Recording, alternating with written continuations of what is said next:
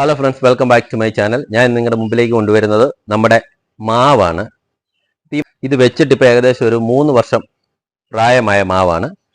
ഇത് നമ്മൾ വെച്ചിരിക്കുന്നത് 50 ലിറ്ററിൻ്റെ ഒരു ഡ്രമ്മിനകത്താണ് മാവ് സെറ്റ് ചെയ്തിരിക്കുന്നത്. ഇതിപ്പോൾ നമുക്ക് ഈ രണ്ടാമത്തെ വിളവാണ് നമുക്കിപ്പം ഈ മാവിൽ കിട്ടുന്നത്. പലർക്കും ഒരു സംശയമുണ്ട്, ഡ്രമ്മിലൊക്കെ മാവ് വെച്ചാൽ അത് നല്ലോണം കായ്ക്കുമോ എന്നൊക്കെ ഒരു സംശയമുണ്ട്. നമ്മൾ നോക്കുമ്പോൾ ഡ്രമ്മിൽ ഫ്രൂട്ട്സ് പ്ലാന്റുകൾ വെക്കുമ്പോൾ നമുക്ക് കൂടുതൽ അതിൽ ഫലങ്ങൾ കിട്ടും എന്നാണ് നമുക്ക് മനസ്സിലാക്കാൻ കഴിഞ്ഞത്. ഒരു നല്ല രീതിയിൽ നമ്മൾ മാവുകളൊക്കെ വെച്ച് അതിനെ പ്രൂൺ ചെയ്ത് കൊടുത്താൽ മാത്രമാണ് കമ്പുകളിലൊക്കെ നല്ല രീതിയിൽ ഫലം ഉണ്ടാകുന്നത്. കഴിഞ്ഞ വർഷം ഇതേപോലെ മാങ്ങ ഉണ്ടായി. നമ്മൾ ആ കമ്പുകളൊക്കെ പ്രൂൺ ചെയ്തപ്പോൾ ഇതുപോലെ 3-4 ശിഖരങ്ങളായിട്ട് ആ ഒറ്റ കമ്പേന്ന് വന്നു. അപ്പോൾ അതിലെല്ലാം നമുക്ക് മാങ്ങ പിടിച്ച് കിട്ടും. ഇപ്പോൾ ഇവിടെ ഇത് കണ്ടോ, ഇതേലെ അടുത്ത പൂ ഉണ്ടായിക്കൊണ്ടിരിക്കുന്നു. അതുപോലെ വിളവെടുക്കാൻ പാകത്തിന് മാങ്ങ ഇത് കണ്ടോ, താഴെ നമ്മൾ കവറിട്ട് വെച്ചിരിക്കുകയാണ്. പുഴുക്കളൊന്നും കയറാതിരിക്കാൻ നല്ലപോലെ കവറിട്ട് വിളവെടുക്കാൻ പറ്റിയ രീതിയിലുള്ള മാങ്ങയാണ് നമുക്ക് കിടക്കുന്നത്. സാധാരണ നമ്മൾ ഒരു മാങ്ങയൊക്കെ നമ്മൾ പറിക്കണമെങ്കിൽ തോട്ടിയൊക്കെ കെട്ടണം, അല്ലെങ്കിൽ വല്ലതും കല്ലോ കമ്പോ ഒക്കെ വെച്ച് എറിഞ്ഞ് വേണം നമുക്ക് മാവിൽ നിന്ന് മാങ്ങ പറിച്ചെടുക്കാൻ. പക്ഷെ നമുക്ക് നിലത്തിരുന്ന് തന്നെ നമ്മുടെ മാവിൽ നിന്ന് നമുക്ക് മാങ്ങ പറിച്ച് കഴിക്കാം. ഇങ്ങനെ നിലത്തിരുന്ന്, ഇപ്പം ഞാൻ ഇരിക്കുന്ന ഒരു കൊരണ്ടിപ്പുറത്താണ്. ഈ കൊരണ്ടിപ്പുറത്ത് ഇരുന്നുകൊണ്ട് നമ്മുടെ മാങ്ങ നമുക്ക് പറിക്കാൻ കഴിയും. ഇത് കണ്ടോ, നമ്മുടെ തറയെ മുട്ടിയാണ് മാങ്ങ കിടക്കുന്നത്. ഇതാണ് നമുക്ക് വിളവെടുക്കാൻ പറ്റിയ പാകമായ ഒരു മാങ്ങ. നമുക്കതൊന്ന് അഴിച്ചു നോക്കാം. നമ്മൾ ഇതിന്റെ കവർ ഒന്ന് പയ്യെ അഴിക്കുകയാണ്. ഇത് കണ്ടോ, ഈ മാങ്ങ ഏകദേശം വിളവ് എടുക്കത്തക്ക രീതിയിൽ പഴുത്തിട്ടുണ്ട്. ഇതൊന്ന് അടർത്തിയെടുക്കുകയാണ്.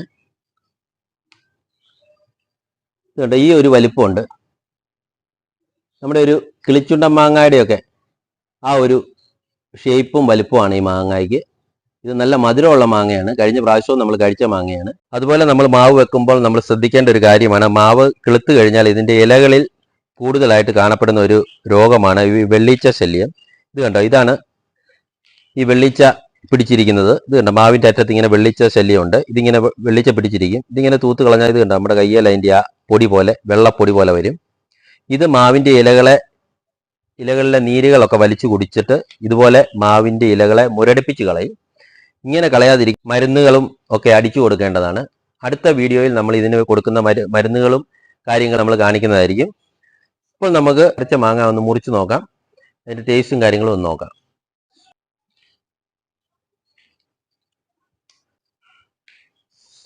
കുറച്ചുകൂടെ ഈ മാങ്ങ ഒന്ന് പഴുക്കാനുണ്ട്. ഇനി നമുക്ക് ഇതിൻ്റെ ടേസ്റ്റ് കൂടി ഒന്ന് നോക്കാം.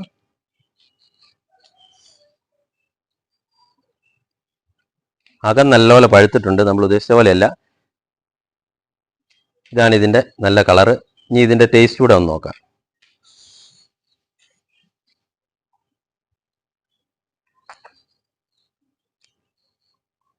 സൂപ്പർ മധുരമാണ്, സൂപ്പർ മധുരം. ഇത് നമ്മുടെ വീഡിയോ എടുക്കുന്ന നമ്മുടെ പയ്യനോട് ഒന്ന് കൊടുക്കുകയാണ്. അവനും അതിന്റെ ടേസ്റ്റ് ഒന്ന് പറയട്ടെ. നല്ല മധുരം, സൂപ്പർ. ഇപ്പൊ നമ്മുടെ വീഡിയോ നിങ്ങൾക്ക് ഇഷ്ടപ്പെട്ടാൽ നമ്മുടെ ചാനൽ സബ്സ്ക്രൈബ് ചെയ്യാൻ മറക്കരുത്. മറ്റുള്ളവരിലേക്ക് ഈ വീഡിയോ ഷെയർ ചെയ്തെത്തിക്കുക. വീണ്ടും പുതിയൊരു വീഡിയോ ആയിട്ട് കാണാം. Bye bye.